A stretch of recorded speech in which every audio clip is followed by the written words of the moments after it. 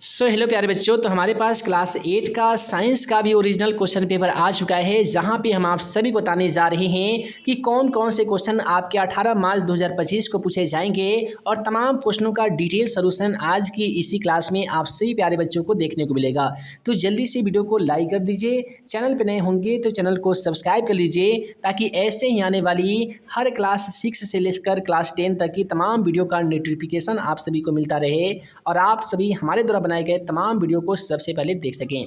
तो जैसा कि आप सभी देख पा रहे हैं, यहाँ पे कक्षा 8वीं ये है साइंस का ओरिजिनल क्वेश्चन पेपर।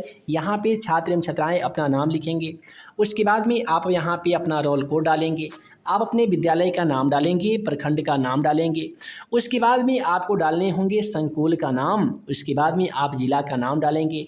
जिस प्रकार से प्यारे बच्चों हिंदी संस्कृत का एग्ज़ाम पेपर में आप लोगों ने डाला, सेम टू सेम उसी प्रकार से आपको यहाँ पे साइंस के एग्ज़ाम पेपर में भी फिल करना है। उसके बाद में शिक्षक यहाँ पे अपना हस्ताक्षर करेंगे, वहीं शिक्षक जो आपका एग्ज़ाम पेपर ले रहे होंगे। उसके बाद में आप परीक्षा का यहाँ पे डेट डालेंगे, जैसे 18/3/2025 डाल देंगे। मूल्यांकनकर्ता का हस्ताक्षर यहाँ पे आप सभी को कुछ भी नहीं डालना है। यहाँ पे कुछ निर्देश दिए गए हैं स्टूडेंट के लिए कि इस प्रश्न पत्र में मात्र 5 प्रश्न हैं, प्रत्येक प्रश्न का उत्तर देना अनिवार्य है। प्रत्येक प्रश्न के सामने उसके निर्धारित अंक एवं निर्देश दिए गए हैं। प्रत्येक प्रश्न के ऊपर क्रमवार अधिगम प्रतिफल का कोड भी दिया गया है। अब आइए यहाँ पे प्यारे बच्चों सबसे पहला क्वेश्चन की ओर हम लोग बढ़ते हैं। यहाँ पे जैसा कि आप सभी देख पा रहे हैं कि कोष्ठ में दिए गए शब्दों में से सही शब्द चुनकर रिक्त स्थानों की पूर्ति कीजिए। यहाँ पे आपसे 5 सवाल पूछे जाएंगे और सभी पांचों प्रश्नों के लिए 2-2 अंक अंकित होंगे। इस प्रकार से प्यारे बच्चों 10 नंबर के आपके एग्जामिनर सवाल पूछेंगे। सबसे पहला सवाल नंबर 1 पूछा गया है कि डॉट डॉट रेशा सेलुलोज की रासायनिक क्रियाओं का प्राप्त किए जाती है। ऑप्शन में दिए गए हैं रेयान या फिर नायलॉन। तो क्लास 8 साइंस का अध्ययन आप सभी प्यारे बच्चे यदि किए होंगे तो मालूम होगा कि रेयान जो रेशा है ना, ये सेलुलोज के रासायनिक क्रियाओं के द्वारा प्राप्त किए जाती हैं। उसके बाद में है चिकनी सतह की अपेक्षा रुखड़ी सतह डॉट डॉट घर्षण उत्पन्न करती है। देखिए चिकनी सतह की अपेक्षा जो रुखड़ी सतह होता है ना, ये अत्यधिक घर्षण उत्पन्न करती है। उसके बाद में है कि किसी विलयन के विद्युत धारा प्रवाहित होने पर डॉट डॉट प्राप्य उत्पन्न होता है। देखिए किसी भी विलयन में यदि आप विद्युत धारा प्रवाहित करेंगे तो उसमें रासायनिक प्रभाव उत्पन्न होगा, ना कि भौतिक प्रभाव। तो प्यारे बच्चों क्वेश्चन का राइट आंसर आप रासायनिक प्रभाव लिखेंगे।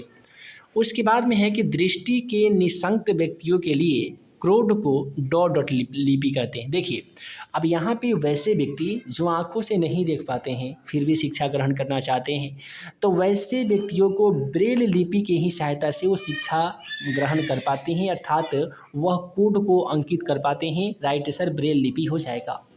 उसके बाद क्षुद्र ग्रह तथा डॉट डॉट की कक्षाओं के बीच पाए जाते हैं।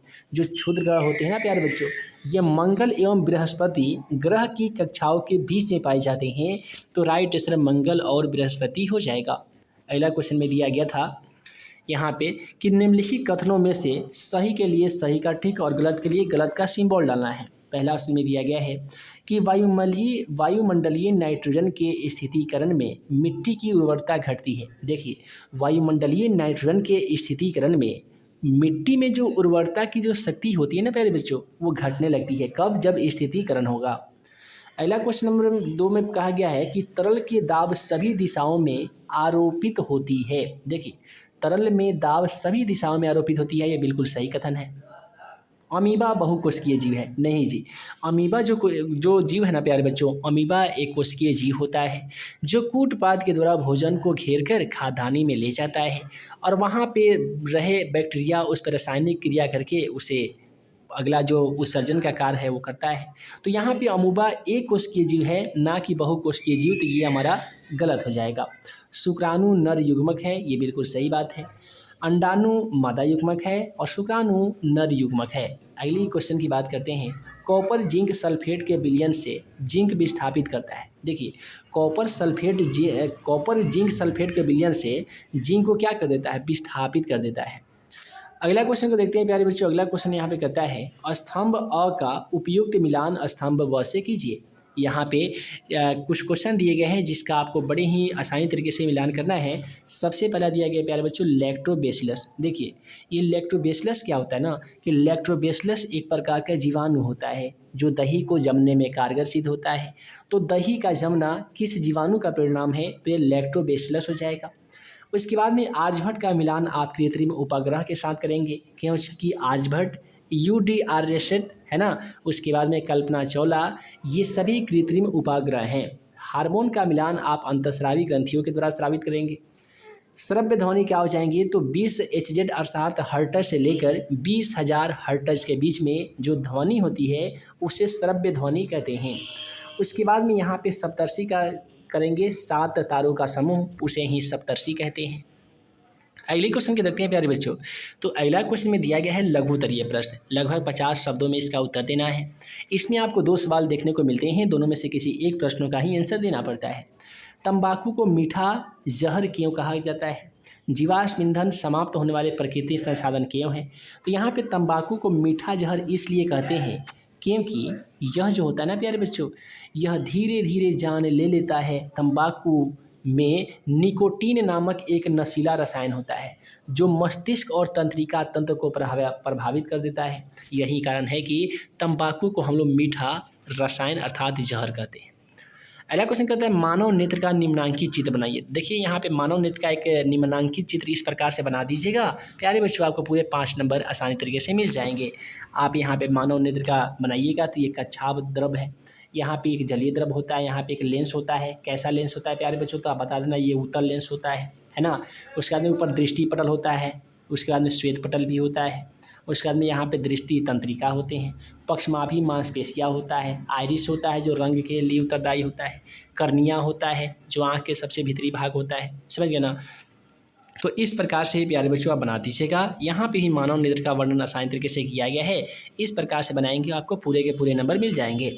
अगला यहाँ पे क्वेश्चन दीर्घ उत्तरीय सवाल पूछे जाएंगे जिसका जवाब आपको लगभग 100 शब्दों में देना होगा और ऐसे प्रश्न को बनाने के लिए आपको पूरे 10 नंबर दे दिए जाते हैं।